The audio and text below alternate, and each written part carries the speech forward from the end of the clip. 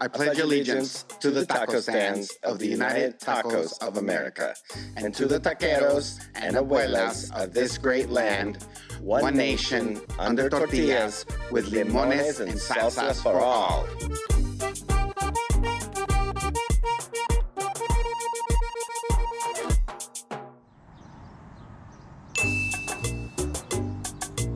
I'm Mando Rayo. And I'm Jarod, Neece. And we're still taco journalists. That's right. We're exploring tacos and taco culture throughout the United States. And this year, we're doing it virtually.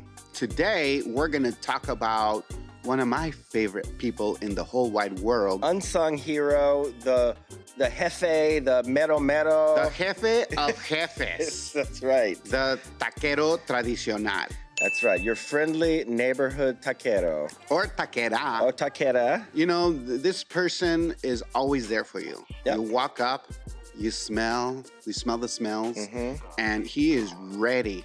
He's like, a la orden, señor. And I'm like, ooh, I feel like very special, yes. You know? What would you like, senor? I would like the tacos with everything. Everything. Con todo. And we're going to be exploring these hardworking cocineros. We're going to keep in the traditions from Monterrey, Oaxaca, Matamoros, and beyond. Exploring, you know, what it's like to be a taquero, what it's like to live the taquero life. I mean, we know what it's like to live the taco life. Yes. The taquero life, that's like next level, that's man. Totally next level. And so we're going to talk to our friends Juan Garcia of the Goat Mafia out in L.A. Throwing it back to season 1 in L.A., he did that pop-up. That's right. And man, that was some good goat birria. Well, and in Juan's words, that's the only type of birria there is goat birria. Apparently. That's what he says. We're going to find out. We're also going to talk to Chef Silvana Salcido Esparza, and she is one chingona. Multiple nominee, James Beard, you know, the list goes on. And so we're going to talk to her about, you know, kind of what it takes to be a full-time, you know, lover and creator of the taco. And then we're going to step into the kitchen and, we're going to whip up some of our own traditional tacos, the United Taco way. The United Taco way. We're going to try our, you know, just play around, maybe do some taco tradicionales. And if you don't know what a taco tradicional is, then you're going to find out. Sit back, enjoy, because here comes United Tacos of America. The only way, the United Taco way. Welcome back. That's right. Taqueria Sin Nombre. And everyone's favorite segment, Taco Shoutouts. Hashtag Taco Shoutouts. That's right, where we shout out taco news from around the United States, see what's happening. In LA Times, there was a story on 3 women in male-dominated world of tacos. Nice. And, you know, how they're... And it was great because it kind of shines the light on all these different women doing, whether it's through... a partnership or a truck, and they're just kind of paving the way. You know, you have like Maria Cardenas, who's known as La Madrina, or the godmother, you know, like who wouldn't want to be like known as the godmother of tacos? And she's known for her al pastor. Yeah. And her beef birria. That's right, that's right. Another taquera is Elvia Huerta. Which is the co-owner of Evil Cooks out in LA, where they do the black trompo. Oh, heck yeah, man. You know, it just looks delicious. It looks hot. Looks dark. It looks dark, and it looks evil in a little bit, but delicious as well. So this vegan taco shop, Whittier's, out of LA, has been providing face masks to first responders, over 1.2 million. Whoa. That's a lot. That 8 separate police departments and the FBI. They're working with first responders all over California. They've also set up a curbside drive-through shop for pickup. They've also provided 40,000 pounds of rice, 25,000 pounds of pinto beans, 10,000 pounds of lentils, 25,000 pounds of Peruvian beans. Well, I hope these people aren't in the same building, because that's a lot of gas they're building out there. That is a lot, but it's a lot of masks too, where they are very much needed, you know, that's especially like with what we're dealing with today. Another shout out to a Virginia taco shop is helping the elderly with obviously tacos because they're stuck at home because of COVID. they're pitching in and delivering free meals to local elderly folks that can't go out. Tacos on wheels. That's right. And so the place is called One More Taco. So these people are getting at least one more. So they started in 2016 as a food truck, but now they have a restaurant, and the owner just kind of has been there. It's kind of like when you think about when you're the closest to, like, on the edge or dealing with a local neighborhood that has a lot of needs. Yeah, well, remember, like, Saul in Houston, whenever he was, he was the first taco responder after the hurricanes. Yeah. And, people step up. They're these, taqueros, taqueras, they're integral parts of our neighborhoods, of our communities. Mm-hmm. They are on the front lines. They are essential workers. And, like we always say, tacos are leading the way. That's right. And I think, that's something that I think we maybe neglect or don't think about, because they don't put their stuff out there on the news, except for this one, but because we found it. They're not looking that's for great. a PR bump. No, exactly. They're just like looking to help people out. Exactly. They don't have ulterior motives. Right. Yeah. So I think it's great. I think, and actually that's why we do our taco shout outs. That's right. There's a lot of unsung heroes there, and a lot of them, it's the backbone also. And those are the women making those tacos, the taqueras. Give it up for the ladies, y'all. That's right. These people are getting the recognition they deserve for doing the right thing. They're not looking for the shout out. They're looking to help their communities, but we're not afraid to shout them out. No. And they're making a difference. That's right. One taco at a time. And y'all stick around. There'll be more tacos after the break because, like we always say, tacos don't play. That's right.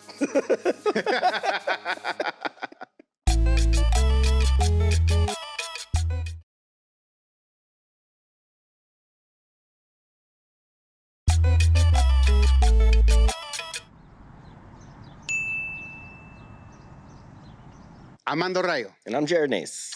And we're here to talk about the taquero or taquera tradicional. Right. And what that means. We have Chef Silvana Salcido Esparza, which translates to badass cocinera.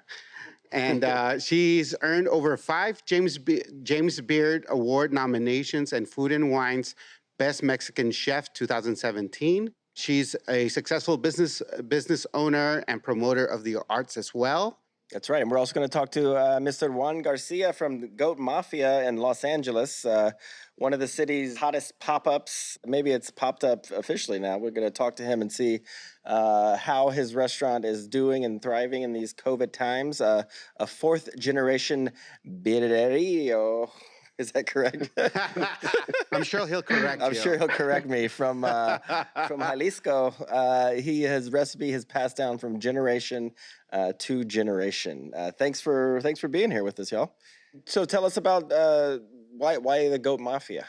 Back in the day, we would go get goat to another city because it wasn't easily available. In the early 90s, there was only some carnicerias that had it, not all of them. So we found the spot where if you didn't place your order in by Friday or Saturday, it was gone. So sort of like started like a calling list of people that, that could get goat. And if you couldn't find goat, you go down the list and then you figured it out. But to me, it was just kind of like a joke. I was saying, like, let's start a mafia, What are some of the dishes that you're working on that kind of says, all right, this is Mexico for me? Well, when it comes down to the birria, even the placement of the meat on the pot. There's a specific way. You can't just, dump the carne and then the adobo on there and then it's birria. You got to know what cuts go first, what cuts go last. Even now, I'm still learning. I'm still trying to dig deeper because the way the recipe came to me, there's still a lot of questions. There's still a lot of things that I'm discovering myself. So, it's kind of hard when recipes get lost through the family and with history. So, it's a learning experience. And I don't consider myself a master or anything like that on birria. Well, all I know is el chivo es bien chido, and yours is excellent. but so you're taking on those traditions, and you're still kind of, obviously, Like I myself too, I'm always cooking and I'm always like trying to figure out like what's, how I can do it to improve it and whatnot. So are you taking on maybe new styles? Yeah, I'm always experimenting with the birria. Right now, what we have on our laboratory is Yeah. birria with the stout. We're still trying to kind of find the right mix with that. So Okay. I get a lot of notes from stout beer that I can get from birria and vice Hmm. versa. So I'm not gonna say I'm changing the birria, but it's kind of like a little play on the original. I like to keep things fun, but still respecting the classics. And how many people do you think of your customers are trying goat for the first time? A good percentage. So we get all the old school folks. They love it because it's like, oh man, just like back home. And then all the younger crowd, they're a little hesitant, but once they taste it, they're like, wow, we didn't think goat was gonna be that way. So I would say a good like 50 to 60% is new customers and like they're trying goat for the first time. Chef Esparza, you talked about, also educating, your clientele. Tell us kind of, what's your approach to cooking? My approach to cooking is it better be from the heart and you better know what the you're talking about. I've always known that if I stay quiet and passive and worry about my alienating my customers, Sure. then I'm doing a disservice to the reason why I dedicated my career to Mexican food. It is to correct erroneous perceptions, one plate at a time. We are so much more than tacos weigh. Yeah, And let's start with who picks your fruits and vegetables, that's right. right? Who washes your dishes?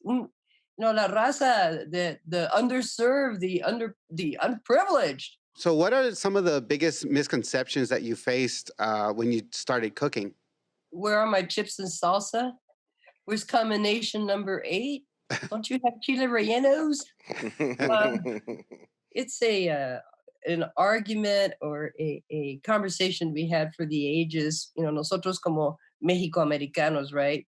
What are we? Chicanos, Mexican Americans, Americans of Mexican descent. What the hell are we? We have a cultural identity crisis in the United States.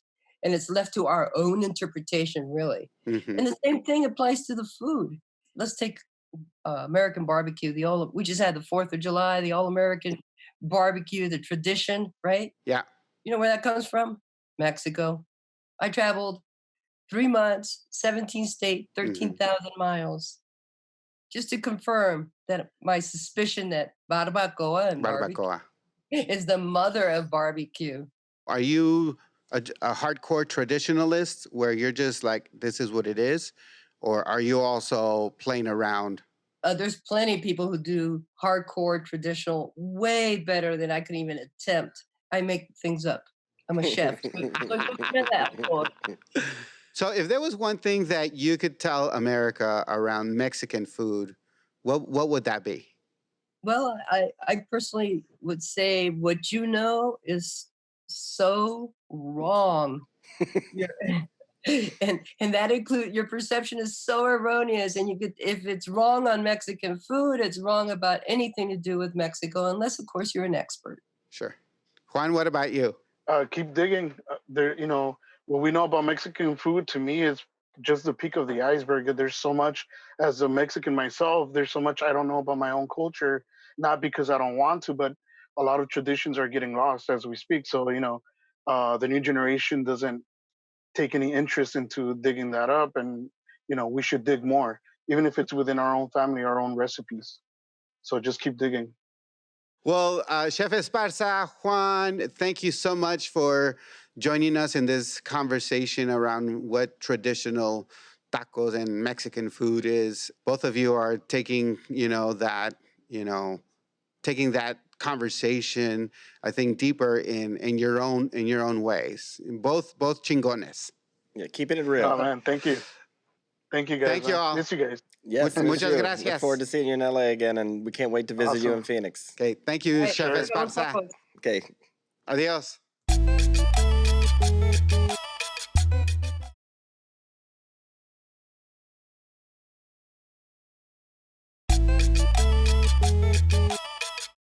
I'm Mando Rayo, And I'm Jarod Neece. and this is Cooking with Mando y Jarod.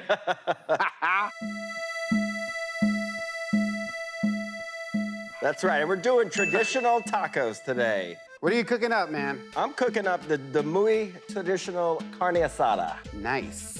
Carne asada is pretty much just means like a barbecue, right? Pretty much. So this is just a Backyard really barbecue. thin cut of meat, simple marinade, olive oil, garlic. And what are you gonna do, Mando? Well, I'm gonna take your carne asada and take it What? up a notch. Okay. But still keep it tradicional. So I'm gonna cook up some chorizo. Okay. Just straight up Mexican melty chorizo and some grilled onions. Then I'm gonna put it together and that becomes a campechano. And the one thing I like about campechano is Campechano. you use meat as a condiment. That's right, it isn't meat as a condiment. You have your base meat and then you condiment. The condiment meat. The condiment meat. So- really, campechano could be really any two kinds of meat. What does campechano mean? Campechano means watch me make food and then it's gonna taste good. Oh, wow, interesting. Yeah. Little known Yeah, facts. yeah. So this is a really thin cut. This is like a straight up thin bistec from your local carniceria. Yep, And you're gonna give it a quick grill here on the pan. nice. And I got here some real deal chorizo, straight up pork with spices. So you took off the casing, you're gonna just crumble it up in there? Yep, take it off. Make sure you read the label because some casing is edible and some is not. There we go. But if you eat the inedible casing, I guess it was edible, right? It'll like go in and out, basically. Yeah. Kind of like corn. Yeah, exactly. You don't need to add any oil or anything, right? Because it has all that already in there. Yeah, I mean, I might add a little bit, but it's chorizo, it's fat, you know, it's pork. Yeah. And I'm also gonna saute some onions in there with that. For us, a carne asada is like, hey, yo, Jarod, we're gonna have a carne asada. And like literally it does mean that we're gonna have carne asada, Yep. but it also means that we're gonna have a little pachanga. Okay, a little party. Yeah, a little party. I've been to a few parties at your house. I have all kinds of carne asadas. That's right. Yeah, this beef is so thin. I mean, it takes a couple minutes. You're already grilled here. You already got some grill marks. There we go. And I'm gonna crumble it up here. There it is. You know, so these dishes are traditional because they're just kind of the old school dishes, right? They're the ones that have been around for a long time, and yeah, they're the staples, man. They're the staples in Mexican cooking. When you go to eat tacos, whether it's on the, you know, in the market, at the flea market, the mercado, taco trucks, it's the basics. this is like the foundation of the taqueria scene, right? This is Yeah, totally. So that's the cool thing about tacos tradicionales for me. It's like, man, you know what you're gonna get. It's gonna be good. And you can count on like most traditional taco trucks or taquerias, they're gonna have like pretty much the same tacos. These are looking good. It's already getting in the color, as you can see there, see? Doo-doo. And then, you know, you mix it up a little bit here. So there it is. There she blows. So as you know, we have the Holy Trinity. We have the tortilla, los fillings. This one, mine is a campechano, and of course, a little red salsa there. Yeah. This is straight carne asada. This is just grilled bistec, preferably over open flame. We're doing it on the grill pan today. Yeah. A little cotija cheese, salsa, onion, cilantro. Let's say, let me get that tight shot right there. There it is. Very nice. And we're gonna do like maybe a little COVID air kiss. Air 5. Oh, look at that. Look at the drip. Drip, drip, drip, drip, drip.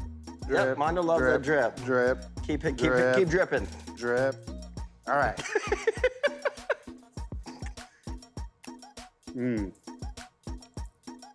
Perfect. That's all it is, folks. Simple ingredients, simple preparation. We out of here. You know what time it is. Everyone's favorite segment and mine. Viewer questions. What are they gonna ask us today?